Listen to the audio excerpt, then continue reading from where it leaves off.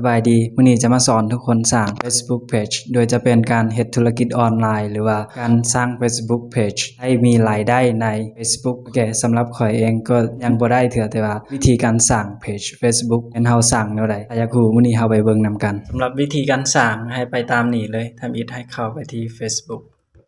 เข้ามาบนนี้แล้วให้เต็กไปที่บน3จุดหลังจากมาบน3จุดตัวนี้ให้ไปซอกบนว่า page แล้ววันนี้ see more แล้วก็เลื่อนมาบน pages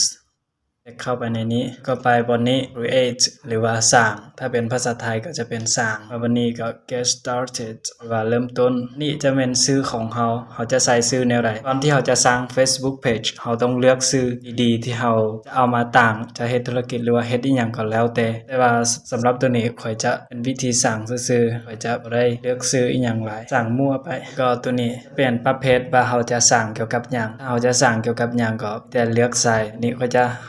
เอาเกี่ยวกับสุขภาพแล้วก็นักดนตรีจะเอามั่วไปเลยแต่ถ้าทุกคนจะสั่งเกี่ยวกับหยังก็ให้ไปเอาแนวนั้นสำหรับประเภทการสั่งตัวนี้เขาจะให้เราเลือก3อันแล้วก็ไปบนนี้ create หรือว่าสร้างบนนี้สำหรับตัวนี้ให้ทุกคนมาเลือกเอาเลยว่าทุกคนจะใช้โปรโมทสินค้าหรือว่าจะสร้างเป็นคอนเทนต์อย่างต่างๆสำหรับข่อยก็จะเลือกเป็นคอนเทนต์แล้วก็สืบต่อตัวนี้ก็สืบต่อ nextมาฮอดบนนี้เขาจะให้เฮาเชิญเพื่อนให้ไปติดตามแต่ว่าตัวนี้ค่อยสร้างมาลินซื่อๆแล้วก็ค่อยก็เลยบ่ได้เชิญไป next ไปเลยนี่ก็ไปด้านหรือว่าสำเร็จสำหรับ Facebook Page ตัวนี้ก็ว่าสร้างมาได้เรียบร้อยแบบนี้แล้วเนาะแล้วก็ต่อไปแม่นเฮาจะไปตั้งค่าให้ตัวนี้มันขึ้นมาเป็นสีเขียวตัวนี้มันยังบ่มีหยังเลยทำอิฐก็จะให้เฮาไปเพิ่มรูปตัวนี้รูปภาพหน้าปกตัวนี้แล้วก็รูปภาพหลังตัวนี้หลังจากนั้นก็ไปบน VO หรือว่าเบิ่งทั้งหมดนั่นเข้ามาตัวนี้ก็มีแต่ไปอัปโหลดภาพหยังแต่ว่าสำหรับข่อยยังบ่อัปโหลดเทื่อนี่ก็มีแต่แท็กมั่วไป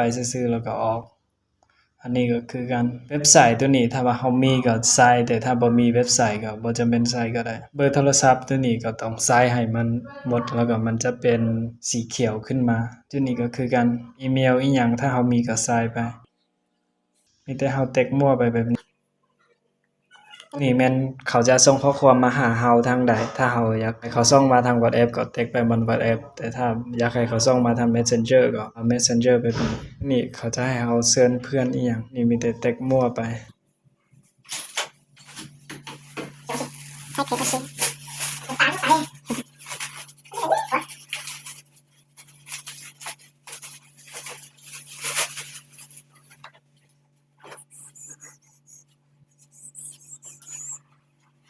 โอเคทุกคนเบิ่งจะเห็นว่ามันขึ้นมาเป็นสีฟ้าแบบนี้แล้วถ้าว่าทุกคนไปอัปโหลดรูปอีหยังให้มันเต็มหมดแล้วก็มันจะขึ้นมาเป็นสีเขียวโอเคสำหรับการสร้าง Facebook Page ก็มีแต่เท่านี้ถ้าว่าทุกคนมีหยังก็คอมเมนต์มาถามได้